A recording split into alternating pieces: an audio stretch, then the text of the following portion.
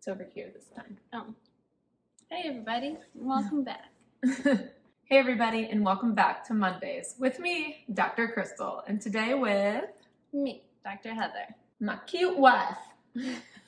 Okay, here we are, filming in the morning for the first time ever. My eyelids feel heavy.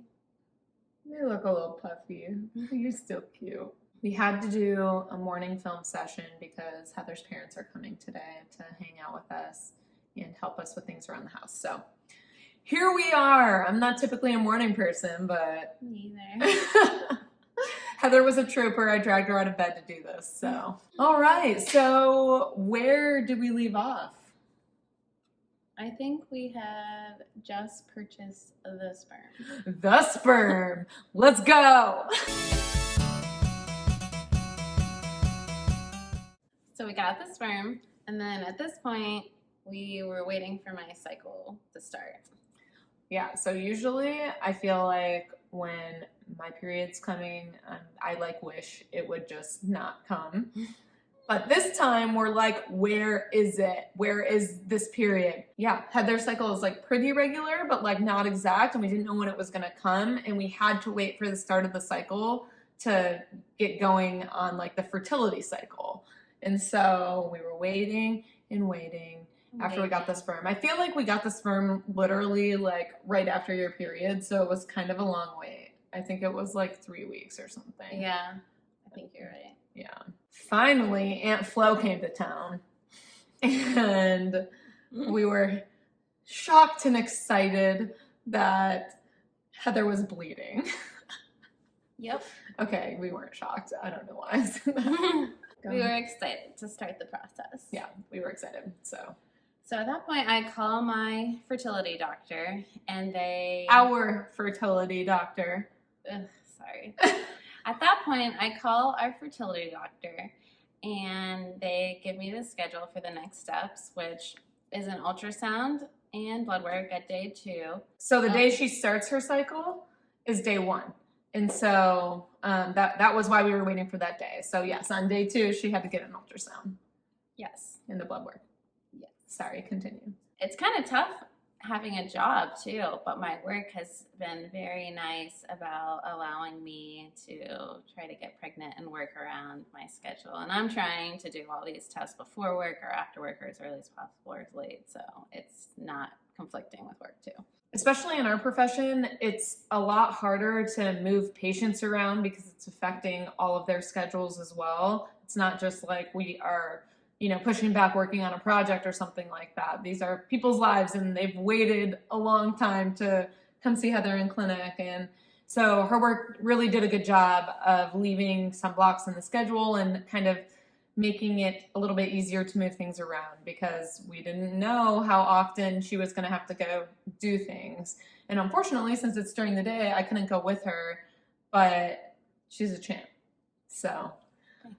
So you got the first ultrasound and the blood work, and that's basically just a baseline. They said things looked fine, obviously not ready for anything. It was the beginning of her cycle. And so we were like, yay, here we go. And then they prescribed me a hormone medicine to take from day 2 to day 7? Yeah, it's 5 days. And what was it called? Letrozole. Letrozole. I had to get a second ultrasound and lab work on day 12 of the cycle. So Heather went in for the day 12 ultrasound. We were excited because they had told us after the day 12 ultrasound, which was a Friday, our IUI would be either Saturday or Monday. And so it was coming up. We were excited. Heather goes in for the ultrasound that morning, and they wand her like usual. She goes and gets her blood work to check her hormone levels. And then she gets a call in the afternoon, and they said, "You're not ready." No dominant follicle. No dominant follicle. How is that possible? I know. It was unexpected. I didn't really know. I guess we kind of didn't realize that was something that could happen. I guess we should have realized because they're getting the ultrasound to check something. Yeah. I guess I sort of thought they were more checking it to figure out when to do the IUI, not if. And so that was a little bit of a surprise to us that they said she wasn't ready. So essentially, like during a cycle, the hope is that you make a dominant follicle on one of your ovaries, and by the looks of the follicle, they can tell if you look like you're about to release an egg. And Heather had none eggs. Yep, I had several small follicles. Those itty bitty baby ones, not ones for our big fat baby that's gonna come. So that was kind of a setback. We were a little bummed, but whatever. It's our first cycle. We're just trying to roll with the punches. Yep. Then I had several small follicles, so they said, let's wait a few days, redo the ultrasound and blood work early to mid next week, and see where you're at. If you're ready at that point, we can proceed forward. So we waited a few more days. She got another ultrasound and nothing. No dominant follicle. Yeah. Not ready to make a big fat baby. So at that point, Yeah. when I called them, they were like, you know what? Why don't we treat this as your day 2 ultrasound, start a new course of the Letrozole at a slightly higher dose, because I was on the lowest dose possible the first time, so maybe it'd be more effective. And then take that and repeat a day 12 ultrasound and blood work in a week and a half. So she got on that higher dose of Letrozole. We were in the waiting game again. Did you have any side effects from the Letrozole? If I did, they were so small I couldn't tell. So no. Yeah. And so we got to that day 12 ultrasound again, and she went in, and I had a dominant follicle. a big, juicy follicle.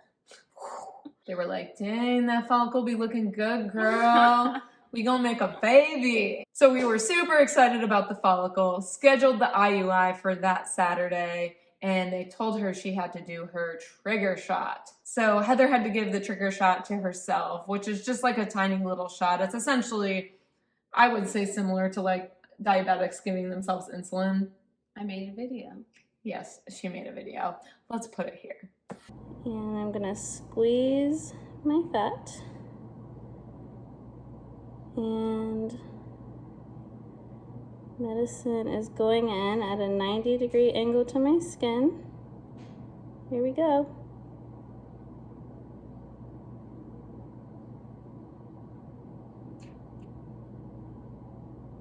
And we're done. She did a great job. She sent me the video after she was done, and I was so proud of her for poking herself. And so basically what that trigger shot does is to tell your body that it's time to ovulate. It's time to push that egg out so that we can time it as best as possible to get the sperm in there and let the egg fertilize. Little swimmers. And then the day came. It is 5:53 a.m. and we are departing to go sperminate my wife. Woo! So I had to cut my vacay a little short. I was visiting my mom, but there's no way I'm not going to be there when my child is conceived. That's not true. I might not be able to be there if it doesn't work this time. But at least you can for the first time. Yeah. So we're excited. Thank you for coming back. You're welcome. So it's kind of far away. How long? About 2 hours and 20 minutes. 2 hours and 20 minutes. So we had to get up early, but we're on our way there, and hopefully we are filled with good luck. Bye. Bye. Yeah. So it was a really early day. We made it 2.5 hours later. But bad news, my stomach is killing me because I ate too spicy of Thai food yesterday. So not great timing. So I feel like I'm gonna vom. And maybe you're gonna become the patient. We're gonna go make a baby.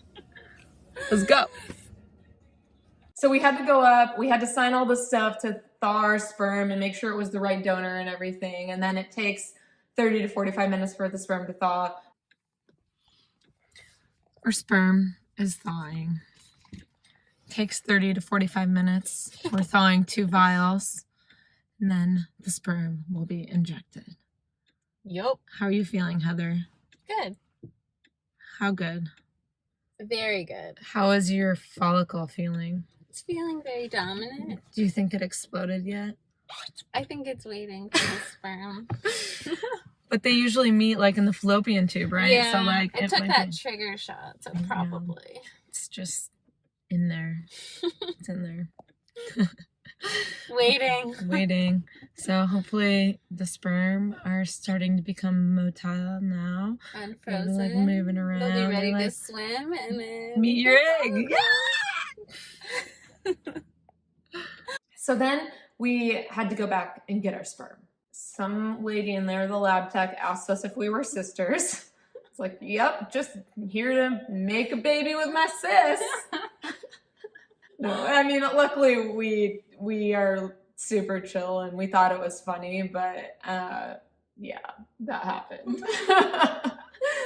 But the sperm came out and it was like pink. It was so weird. I expected just like white semen, I guess. Me too. I don't know, but it was already, I guess they, wash it and everything. And so it was pink. And here's a picture of us with our sperm. And you have to hold it within your palm to keep it warm until your procedure. Yeah. And it was very busy Saturday, Yeah. so we had to take turns holding it because we were getting so tired. Our hands were getting tired, so we're like holding the sperm, and it's like this little vial in this baggie, and we're both like taking turns holding it. And it was kind of interesting, like in the waiting room. Like, I mean, I know a lot of people there are struggling with infertility and stuff. It's clearly most people are not in the same situation as us, but it was so quiet. And we were waiting there for like 45 minutes and we felt like we couldn't really talk. So we were like kind of whispering. I don't know. I guess I don't wait in doctor waiting rooms that much, but I guess maybe they're usually quiet. It just felt really quiet for a Saturday morning. But I imagine a lot of people in there are just like stressed and like, I don't know what their situation is. So finally, they call Heather's name and we head back to the room. So we get back to the room and pretty quickly the nurse comes in. She apologized for the wait, which was nice, but we were like, whatever. We came here to do this. We don't really care. And it was actually, it was a nurse. It was an RN who came in to do our IUI, which I think I read about in their reviews, so I kind of expected it. We weren't really told throughout the process who it would be, but it was fine for us. She had been working in fertility for, I think, like 15 or more years. And so she had done this like a bajillion times. And so Heather got ready to have some strange man's sperm injected into her body. And then I think we have a video. How do you feel? Sorry, this is not a flattering angle. I feel sperminated. Do you feel them swimming inside of you? I don't feel anything. How was the procedure? It was fine. It was just like a pap smear, and I didn't feel anything other than like the speculum up like you feel with the pap smear. So, all right. Yeah, it wasn't bad. Now I'm laying flat for 10 minutes because that's what they recommend. I love you. I love you too. Thanks for being here. I didn't really feel anything going inside of me. Well, that's interesting though, because they put a little catheter through her cervix so that they can put the sperm straight into the uterus, get it as close to where the egg's going to be as possible. And a lot of people find that painful or like at least uncomfortable, like going through the cervix. So, but yeah, she didn't feel it. I don't know. Hopefully that's a good thing. It is a good thing because you didn't have pain. I held her hand while the sperm was squirted in. I kind of hoped I would be able to do it because our counselor person, we didn't even talk about counseling. We had to do a little counseling session, but our counselor person said I might be able to do it. Mm-hmm. But honestly, I'd rather it be done right. I've never done it before. I want that sperm where it needs to go, get my wife pregnant. And the nurse was like, I've gotten a lot of people pregnant. And I was like, dang, girl. After that, we drove home. All right, no restrictions the rest of the day. What are we doing? Partying? No, this is a test. Everything in moderation. Even beer? I'm going to take that as a no. Things that you're not supposed to do in pregnancy are no. Okay. But everything else, moderation, like exercise. All right. Fast! But I've been trying to act as if I were pregnant, so I've been no alcohol, limiting my caffeine, trying to be healthy, drinking more water, exercising at a moderate intensity, not too vigorous. So the IUI was on a Saturday, and then on Tuesday she had to start a medicine called progesterone, which is another hormone medication. And it's a little pill. She has to put it up there twice a day, and we are still doing that right now. Mm-hmm. If Heather is pregnant, then she'll have to stay on that for like a couple more months just to make sure things go well. So now we're waiting. We are trying not to get too excited because the odds that Heather is pregnant are 20% with IUI. So not super high, much higher odds that she will not be pregnant than she will be pregnant. So we are cautiously excited and still preparing ourselves to potentially have to do another cycle. We are just trying to keep an open mind and stay calm and happy and excited and keep Heather's body a good vessel for the coming embryo and hopefully baby. Yeah, and be prepared for a roller coaster in case that happens rather than all smooth sailing. Yeah. I think that is one helpful thing about us being in the medical field. Like we are, I mean, it's a good and bad thing, knowing what could happen.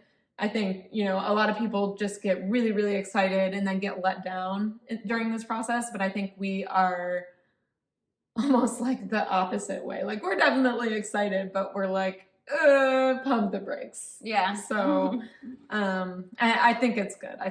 Mm-hmm. Me too. But soon we will take a pregnancy test, and if it's positive, you guys will know soon-ish. If it's negative, we will probably have another video about the next cycle, but we will keep you guys updated. And yeah, let us know if you're enjoying these videos. I hope you are. We are excited to share our story with you and hopefully help other people going through the same process. And if not, hopefully this is just entertaining and informative. Anything else to add? I don't think so. All right. We hope you enjoyed the video today. If you did, please give it a like. Subscribe if you haven't. And we'll see you Next time. Make me a baby. I'm trying. I've been talking to her stomach as if there's an embryo in there, just in case. I like it. It's cute. I want it to know I love it and that I'm encouraging it to stick to the wall so it wants to come to the world. It's helping. It's